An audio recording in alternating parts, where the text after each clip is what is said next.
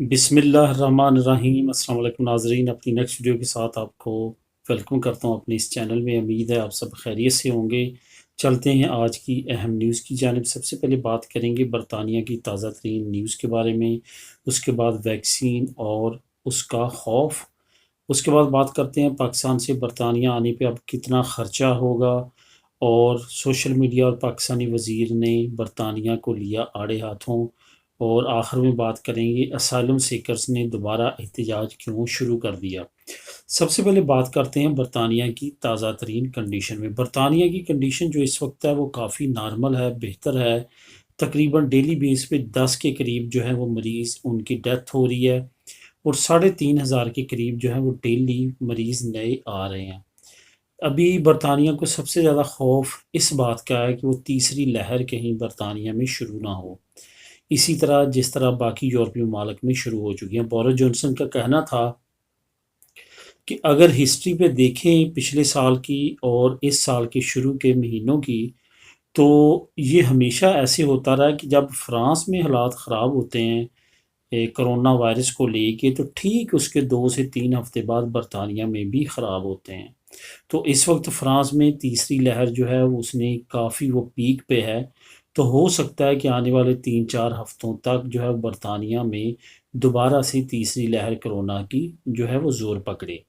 اسی وجہ سے انہوں نے کچھ نئی پابندیاں، کچھ نئی ریسٹرکشنز لگائی ہیں، جس میں انہوں نے کہا کہ 600 پاؤنڈ تک خرچہ کرنا پڑے گا اگر اس گرمیوں کی چھٹیوں میں کوئی بھی برطانوی ملک سے باہر جانا چاہتا ہے چھٹیوں پہ، تو اس کو 600 پاؤنڈ اضافی جو کہ کرونا کی ویکسینیشن اور اس کی میڈیکیشن پہ ہے وہ خود ان کو پے کرنا پڑے گا۔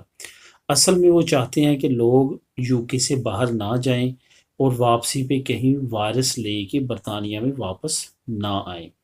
اس کے بعد جو دوسری ایک خطرناک خبر ہے وہ یہ ہے کہ ویکسین کی وجہ سے 7 لوگوں کی ڈیتھ ہوئی ہے۔ یہ وہی ویکسین ہے جس کو برطانیہ سے ایکسپورٹ کیا گیا تھا یورپ، اور یورپ نے کے کافی ڈیتھ ہونے کے بعد یورپ نے بھی اس پہ پابندی لگا دی تھی، لیکن بعد میں میڈیسن ایجنسی، یورپی یونین اور آکسفورڈ یونیورسٹی نے دوبارہ تحقیقات کے بعد کہا تھا، اس کے ساتھ ساتھ WHO نے بھی، کہ یہ ویکسین میں کوئی ایسی چیز نہیں ہے جو کہ خطرناک ہو، لیکن اب دوبارہ سے پروف ہو چکا ہے کہ 7 لوگوں کی ڈیتھ جو ہے وہ خون جمنے کی وجہ سے ہوئی ہے۔ لیکن دوسری طرف برطانوی ماہرین اور سائنسدانوں کا کہنا ہے کہ اس کا فائدہ اس کے نقصان سے کہیں زیادہ ہے، اس وجہ سے ڈرنے کی بات نہیں ہے۔ 7 کی جن کی ڈیتھ ہوئی ہے وہ اتنے بڑے نمبرنگ میں نہیں ہے، کیونکہ اب تک لاکھوں کو لگائی جا چکی ہے، جس کی وجہ سے اگر 7 لوگوں کی ڈیتھ ہوئی ہے تو یہ ریشو بہت زیادہ نہیں ہے۔ لیکن دوسری طرف جو ادارے ہیں انہوں نے آڑے ہاتھوں لیا اس بیان پہ، اور انہوں نے کہا کہ لوگ ویکسین لگواتے ہیں اپنی حفاظت کے لیے، لیکن اگر ان کی ڈیتھ ہوتی ہے تو یہ ایک انتہائی خوفناک بات ہے۔ یہی وجہ ہے آنے والے وقت میں مزید لوگ جو ہیں وہ اس ویکسین کو لگانے سے کترائیں گے، بلکہ کوئی بھی ویکسین لگواتے ہوئے خوف میں مبتلا ہوں گے۔ اس وجہ سے اس کا جلد سے جلد سد باب کیا جائے۔ اس کے بعد بات کرتے ہیں پاکستان سے برطانیہ آنے کے لیے اب کتنا خرچہ ہوگا۔ یہ کنڈیشن اچانک سے رونما ہوئی ہے، بغیر وارننگ کے، بغیر اطلاع دیے اچانک اناؤنسمنٹ کی گئی کہ پاکستان کو بھی ریڈ لسٹ میں ڈال دیا گیا ہے۔ اس وقت اگر کوئی پاکستانی آتا ہے واپس برطانیہ تو اس پہ اس کا 1750 پاؤنڈ جو ہے وہ سیدھا سیدھا ہوٹل کا خرچہ 10 دن کا، اس کے بعد 210 پاؤنڈ جو ہے اس کی ٹیسٹنگ پہ اس کا خرچہ آئے گا، ٹوٹل 1960 پاؤنڈ کا خرچہ ہے۔ دوسری طرف برطانیہ کی حکومت نے اعلان کیا ہے کہ اگر کوئی مسافر یہ پے کرنے کے قابل نہیں ہوگا تو اس کو 1 سال کی قسطوں پہ پیسے دیے جائیں گے، جو کہ 12 مہینے میں وہ تھوڑے تھوڑے کر کے واپس حکومت کو دے گا۔ یہ یاد رہے کہ حکومت کو نے اپنی کیلکولیشن سے واضح کیا تھا کہ 40,000 کے قریب لوگ جو ہیں وہ جنوری اور فروری اور مارچ میں جو ہے وہ پاکستان گئے تھے، اور ان لوگوں نے اب واپس آنا ہے برطانیہ۔ اسی طرح سے جو ہے وہ بہت بڑی تعداد میں لوگ انڈیا بھی گئے تھے، بنگلہ دیش بھی گئے تھے، اور یہی وجہ ہے کہ انہوں نے ریڈ لسٹ میں ان کو ڈالنے کا فیصلہ کیا ہے۔ دوسری طرف جو سب سے مین اب ڈیولپمنٹ ہوئی ہے وہ یہ ہے کہ پاکستان کے جو پلاننگ وزیر ہیں اسد عمر، انہوں نے بہت زیادہ کریٹیسائز کیا اپنے ٹویٹر اکاؤنٹ پہ. انہوں نے کہا کہ یہ جو فیصلہ کیا گیا ہے کیا یہ صحت کو مد نظر رکھتے ہوئے دیکھا گیا یا خارجہ پالیسی کو، کیونکہ پاکستان سے زیادہ افیکٹڈ ممالک اور بہت زیادہ دنیا پہ جن کو ریڈ لسٹ میں نہیں ڈالا گیا. دوسری طرف ابھی تک برطانیہ کی حکومت کی طرف سے کوئی بھی ایسا رسپانس نہیں آیا اس بیان کے بعد. اس کے ساتھ ساتھ سوشل میڈیا پہ بہت زیادہ تنقید کی جا رہی ہے برطانیہ پہ.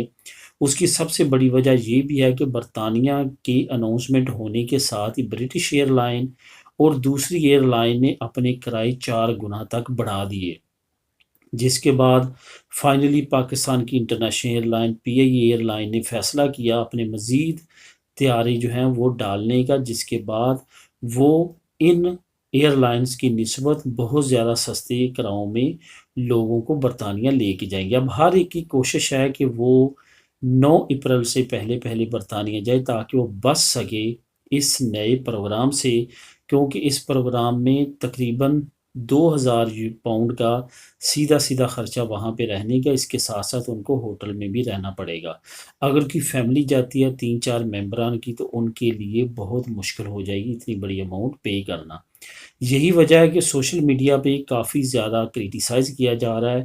اس کے ساتھ ساتھ برطانیہ میں جو ایک ایم پی ہیں پاکستانی، انہوں نے بھی وزیر خارجہ کو خط لکھا ہے کہ بتایا جائے کہ کس بنیادوں پہ پاکستان کو ریڈ لسٹ میں ڈالا گیا، کیونکہ پاکستان سے زیادہ فرانس میں مریض ہیں. اس کے ساتھ ساتھ جرمنی کا نام بھی لیا گیا اور انڈیا کا نام بھی لیا گیا ہے کہ ان ممالک میں پاکستان سے کہیں زیادہ مریضوں کی تعداد ہے. کیا وجہ ہے کہ پاکستان کو ریڈ لسٹ میں ڈالا گیا اور ان ممالک کو ریڈ لسٹ میں نہیں ڈالا گیا؟ تاحال وزیر خارجہ کی طرف سے اس خط کا کوئی بھی جواب موصول نہیں ہوا. آنے والے وقت میں ہو سکتا ہے کہ ڈیولپمنٹ ہو تو وہ انشاءاللہ تعالی لازمی آپ لوگوں کے ساتھ میں شیئر کروں گا.